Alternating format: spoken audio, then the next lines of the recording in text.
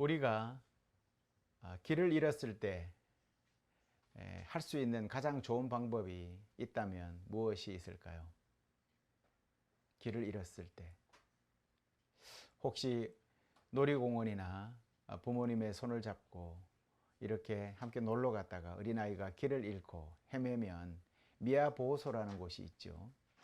그곳에 주로 아이들이 모여 있게 됩니다. 그런데 우리가 일반적으로 길을 잃었을 때 가장 좋은 방법은 처음 그 자리에 기다리고 있는 것입니다.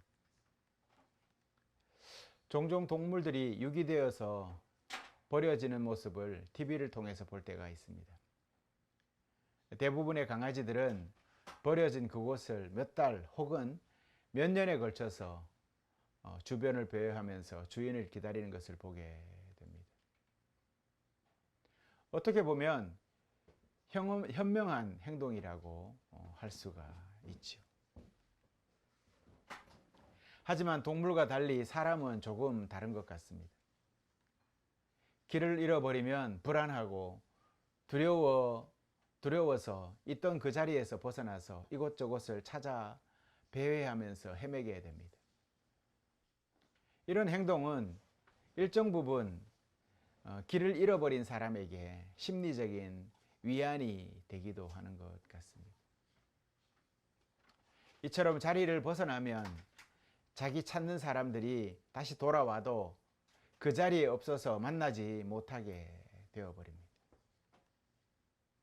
반대로 반려견의 경우에 대부분 동물들은 자기 자리를 벗어나지도 않고 충직하게 그 자리에서 주인을 몇 년씩이나 기다리지만 정작 주인이 돌아오지 않아서 또 돌아올 마음이 없어서 만나지 못하는 경우가 있습니다. 유기한 것이죠. 정리해보면 길을 잃었을 때 여기저기 불안해하면서 조금이라도 그 마음 보상받고 달래보려고 있던 자리를 떠나버리면 영영 길을 찾지 못할 수도 있습니다. 그리고 내가 머무른다고 해서 찾아올 분이 오지 않는다면 그거야 어찌할 도리가 없는 것이죠. 아니 애초에 그렇게 잃어버린 자리에 돌아와서 다시 강아지를 찾을 생각이 없다면 이것은 더 큰 낭패가 아닐 수가 없는 겁니다. 여러분, 우리는 신앙 여정 중에 있는 이들입니다. 다시 말해서 신앙인이 세상 살아가면서 하나님의 나라에 이르는 여정 중에 우리가 살아가고 있다라는 말이죠. 그 길에 잠시 길을 잃어버렸고 그래서 불안해서 여기저기 기웃거리다가 영 주님을 만나지 못할 수도 있다라는 말입니다. 그러니 길을 잃어버렸을 때 가장 좋은 방법은 다른 곳으로 이동해서 도움을 청하고 싶다는 충동이 들더라도 그 자리에 그대로 머무는 것이 중요합니다. 그럼 다시 주님께서 여러분을 찾으시러 오실 것입니다. 성도 여러분, 우리는 영적으로 길을 잃고 방황할 때 본성적으로 무엇이 잘못되었는지 되묻고 그것을 바로잡으려고 애를 씁니다. 그래야 불안한 마음이 좀 덜해지기 때문에 끊임없이 자기에게 도움이 될 만한 것들을 해보려고 이리저리 쫓아다닙니다. 하지만 여러분, 오늘 복음은 우리에게 그냥 가만히 있으라고 합니다. 그저 하나님의 사랑을 믿고 그 안에 가만히 머물러 있으라고 합니다. 지난주일 함께 묵상한 예수님이 나는 포도나무요 너희는 가지다 라는 말씀을 우리가 묵상했습니다. 오늘 복음서는 그 다음에 이어지는 말씀입니다. 제가 한번 읽어보도록 하겠습니다. 나는 포도나무요 너희는 가지라. 그가 내 안에 내가 그 안에 거하면 사람이 열매를 많이 맺나니 나를 떠나서는 너희가 아무것도 할 수가 없음이라. 사람이 내 안에 거하지 아니하면 가지처럼 밖에 버려져 마르나니 사람들이 그것을 모아다가 불에 던져 사르느니라. 너희가 내 안에 거하고 내 말이 너희 안에 거하면 무엇이든지 원하는 대로 구하라. 그리하면 이루리라. 너희가 열매를 많이 맺으면 내 아버지께서 영광을 받으실 것이요 너희는 내 제자가 되리라. 지금 예수님이 뭐라고 하십니까? 지금 뭐라고 하시죠? 예수님은 이 말씀을 계속 이어가시면서 우리에게 머물러라, 머물러라 그렇게 얘기하고 있습니다. 그대로 있으라라는 겁니다. 그러니 성도 여러분, 오늘 여러분은 있어야 할 곳에 그대로 머물러 있으십시오. 예수님은 우리에게 분명하게 말씀하셨습니다. 예수님께서 나를 사랑하신 것처럼 나도 너희를, 아버지께서 나를 사랑하신 것처럼 나도 너희를 사랑한다. 그러니 내 사랑 안에 어떻게 해요? 머물러 있으라 라고 합니다. 이 사랑은 세상 모든 사람들을 하나님께로 돌아오게 하기 위해서 모든 것을 희생하는 사랑입니다. 이 모든 일은 우리가 죄인이어서 일어난 일들이죠. 죄는 우리를 하나님과 분리시킵니다. 그래서 우리는 그분께 기도할 수 없게 되었고 그분께 다가갈 수 없게 되었으며 영적으로나 영원히 그분으로부터 도움을 받을 수가 없게 되어버렸습니다. 우리는 길을 잃었고 절망하였고 영적으로 죽었고 지옥에서 영원한 죽음을 맞이할 운명이 되어버렸습니다. 그러나 하나님은 인간이 가질 수 있는 가장 위대한 사랑의 표현을 우리에게 들려주십니다. 바로 친구를 위해 목숨을 버리는 사람입니다. 이보다 더 큰 사랑은 없습니다. 이것이 바로 예수님이 하신 일입니다. 우리는 앞서 예수님이 당신 자신을 가리켜서 나는 선한 목자다 라면서 당신 사역을 양떼와 목자에 비유해서 설명한 것을 우리는 묵상한 바가 또 있습니다. 이처럼 예수님의 가장 큰 사랑의 실천은 친구라고 부르시는 우리를 위해서 자신의 목숨을 버려서 그들을 구원하신 일이라는 것입니다. 일반적으로 누군가가 다른 사람 혹은 누구를 구하기 위해서 자신의 목숨을 버리는 일이 흔하지는 않습니다. 그래서 우리는 그런 사람들을 의인이라고 부르지요.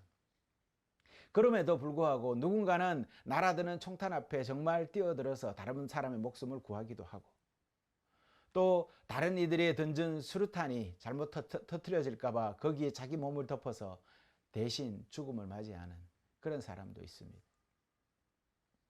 하지만 이런 일이 일반적이지는 않습니다. 하지만 그렇게 한두 명 혹은 여러 명의 목숨을 구한다 한들 살아남은 사람은 언젠가는 또다시 죽음을 맞이해야 하는 숙명을 갖고 있습니다. 그러니 다른 이들의 선행으로 제 목숨 구한다 손 치더라도 결국은 피할 수 없는 것이 죽음이고 다른 이의 희생을 통해서 잠시 죽음을 미루어뒀을 뿐이다 라는 것이죠. 그러니 죽음은 숙명이고 언젠가는 모든 이들이 죽음을 맞이할 수밖에 없는 것이 죄의 속성 아니겠습니까? 하지만 여러분, 예수님이 우리를 위해서 대신 죽으신 것은 이것과는 별개의 다른 일입니다. 그분이 친구인 우리를 위해서 목숨을 버리셨을 때 그것은 영생하는 결과로 우리에게 영원히 주어져 버린 것입니다. 일시적인 그러한 생명의 연장이 아닙니다. 영원한 생명이 주어진 것입니다. 이것을 예수님이 하신 일입니다. 예수님은 단순히 우리를 육체적인 죽음에서 구원하신 것이 아닙니다. 그분은 영원한 지옥에서 우리를 구출해 주신 것입니다. 그리 예수님은 목숨을 버리심으로 우리 죄값을 대신 치루어 주셨습니다. 예수님의 사랑에는 한계가 없습니다. 그리고 하나님께서 예수님의 삶과 죽음, 부활을 통해서 주시는 축복에는 절대 일시적인 것이 없습니다. 영원한 것입니다. 그래서 예수님은 우리에게 내 사랑 안에 머물러라 라고 단호하게 말씀하실 수가 있는 것입니다. 만약 머물지 않는다면 어떻게 될까요? 하나님의 영원한 계획과는 아무런 상관이 없는 사람이 되어버리는 것입니다. 성도 여러분, 취미, 일, 가족, 친구, 그 무엇이든 내 삶과 마음 속에 예수님을 뒷전으로 밀어나게 한다면, 밀려나게 한다면 그것은 그분의 사랑 안에서 여러분 스스로를 머무르지 못하게 하는 행동이 되고 원인이 되는 것입니다. 길을 잃고 죄책감 때문에 조금이라도 그 불안한 마음 덜어보려고 혹은 용서를 받으려고 빚갚는 심정으로 선한 일을 하려고 한다면 그때마다 여러분은 예수님의 사랑의 보호에서 벗어나 죄와 마주하게 될 것입니다. 여러분이나 제가 예수님의 사랑 안에 머물지 않는다면 우리는 영원한 목적지로서의 지옥을 마주하게 될 수밖에 없을 것입니다. 그렇다면 어떻게 하면 예수님의 사랑 안에 머물 수 있을까요, 여러분? 어떻게 하면 머물 수 있습니까? 이것을 이해하기 전에 우리가 애초에 어떻게 예수님의 사랑 안에 들어가게 되었는지를 먼저 생각해 보는 것이 중요합니다. 예수님은 이 일이 여러분과 어떤 의지, 여러분의 의지와는 아무런 상관없이 이루어졌다라고 말씀하고 있습니다. 전적으로 당신 자신의 뜻에 의해서 결정된 일이다라고 오늘 말씀하고 있습니다. 그래서 예수님이 이렇게 말씀하지 않습니까? 너희가 나를 택한 것이 아니라 내가 너희를 택했다라고 한 것 아닙니까? 예수님의 선택에는 실패가 없습니다. 예수님은 우리를 구원하기로 결정했습니다. 그는 우리를 위해서 죽으셨습니다. 예수님은 말씀을 통해서 성령을 보내셔서 우리 마음에 믿음을 더하여 주셨고 그 믿음을 우리를 불신앙의 죽음에서 새 생명으로 이끌어 준 것입니다. 우리가 예수님을 통해서 현재 되어지거나 또 되어진 모든 우리의 잘난 것들 그리고 이루어진 것들 이런 것들이 우리에 의해서 이루어진 것이 아닙니다. 다 하나님의 뜻에 의해서 그분의 선택으로 이루어졌다는 것을 믿으시기 바랍니다. 이것은 모든 일이 우리가 원해서 된 것이 아닙니다. 이것은 오직 그분 뜻대로 이루어진 일들입니다. 우리는 예수님이 역사하시고 우리를 선택하신 영적인 결과를 잘 알고 있습니다. 우리는 구원받았죠. 그것이 영적 결과가 아니겠습니까? 그렇다면 예수님이 나와 함께 하신다라는 외적인 증거는 무엇이 있을까요? 우리는 내적으로는 그리스도인이라는 확신을 가지고 살아가요. 그런데 외적으로 드러나는, 바깥으로 드러나는 외적 증거가 있어야 하지 않겠습니까? 그럼 그것이 무엇일까요? 성도 여러분, 예수님이 우리를 택하신 외적 증거는 예수님의 말씀에서 가장 잘 나타나 있습니다. 예수님은 너희가 나를 택한 것이 아니라 내가 너희를 택했으니 가서 영원한 생명을 맺으라라고 말씀하고 있는 것입니다.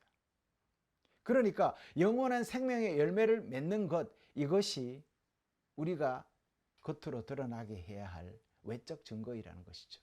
그러기 위해서 우리를 세우셨다라는 것입니다. 우리는 포도나무에 연결된 가지들이죠. 영양분을 공급받는 가지는 풍성한 열매를 맺겠죠. 착한 일은 하나님이 주신 믿음의 흔적으로 외적 증거가 되는 것입니다. 착한 행실을 함으로 하나님의 사랑을 불러일으키는 것은 아니지만 우리가 하나님의 사랑 안에 머물고 있다라는 외적인 표현은 될 수 있다라는 것이죠. 예수님의 사랑 안에 있음으로써 그분의 사랑이 우리의 생각과 말과 행동으로 그대로 드러나게 되는 것입니다. 여러분, 외적 그리스도인으로서의 그러한 태도들이 잘 드러나십니까? 예수님은 그 사랑을 표현하고 우리 삶에서 그분께 감사를 표현하는 가장 좋은 방법은 서로를 섬기는 것이라고 말씀하고 있습니다. 사실 다른 사람에게 사랑을 실천하는 것은 예수님께서 우리에게 주신 사랑을 완성해 가는 것과 같습니다. 오늘 복음서는 이에 대해서 다음과 같이 말씀합니다. 내가 이것을 너희에게 이름은 내 기쁨이 너희 안에 있어서 너희 기쁨을 충만하게 하려 함이라. 내 계명은 곧 내가 너희를 사랑한 것 같이 너희도 서로 사랑하라 하는 이것이니라. 사람이 친구를 위하여서 자기 목숨을 버리면 이보다 더 큰 사랑이 없나니. 15장 11절에서 13절의 말씀입니다. 여러분, 이 말씀대로 친구를 위해서 목숨을 버릴 수가 있습니까? 참으로 어려운 명령같이 들립니다. 우리는 예수님이 사랑하신 것과 똑같은 방식으로는 사랑할 수가 없습니다. 우리가 다른 사람을 위해서 희생하는 그 어떤 선행도 누군가의 죄를 없애거나 줄이지는 못하기 때문입니다. 우리는 선한 행위의 실천이나 남을 위해서 희생한다 해도 그 어떤 한 사람도 지옥으로부터 탈출시킬 수는 없습니다.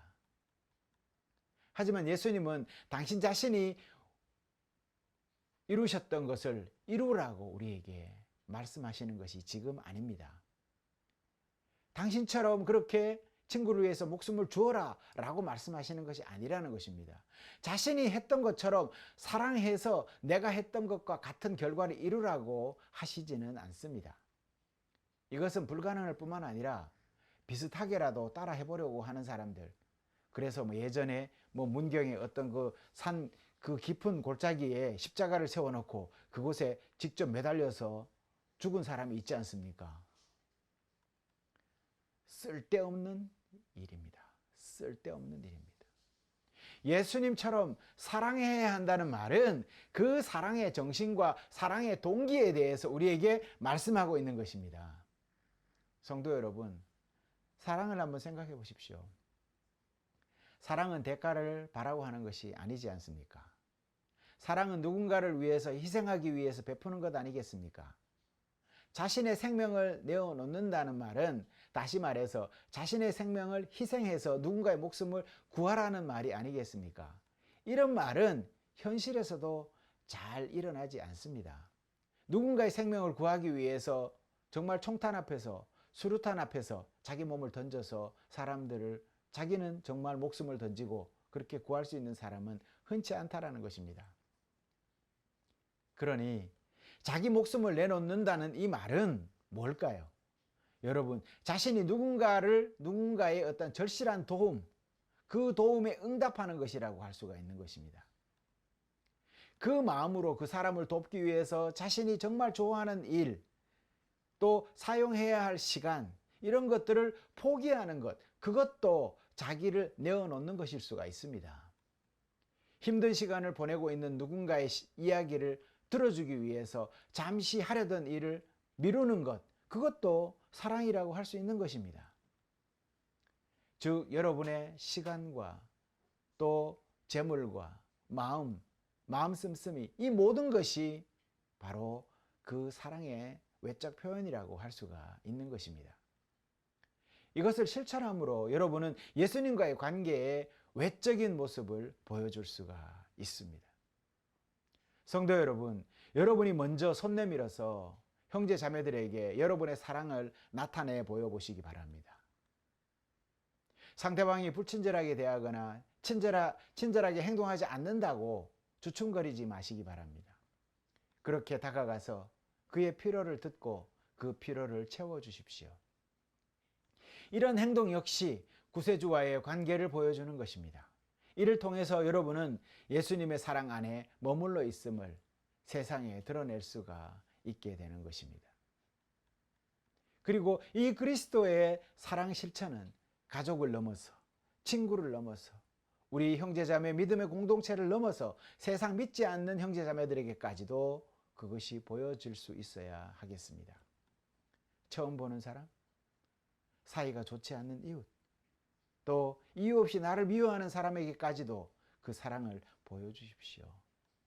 예수님께서 말씀하신 것처럼 내가 너희를 사랑한 것 같이 너희도 서로 사랑하라 라는 자기 희생적인 사랑의 말씀은 오늘날 우리에게 여전히 유효하게 들려지는 이유가 바로 그 때문입니다. 너희가 서로 사랑하면 이로써 모든 사람이 너희가 내 제자인 줄 알리라. 여러분, 거저 주신 하나님의 사랑 안에 머무시기를 바랍니다. 길 잃고 불안하여서 이곳저곳 기웃거리지 마십시오. 오직 조용히 머물러 그분 안에, 그 사랑 안에 머물러 계십시오. 오직 그분 사랑하시는 것처럼 사랑함으로써 하나님의 사랑 안에 머물러 보십시오. 그 사랑으로 인해서 여러분은 영원히 그분과 함께 하게 될 것입니다. 하나님의 사랑 안에 머무십시오. 기도하겠습니다.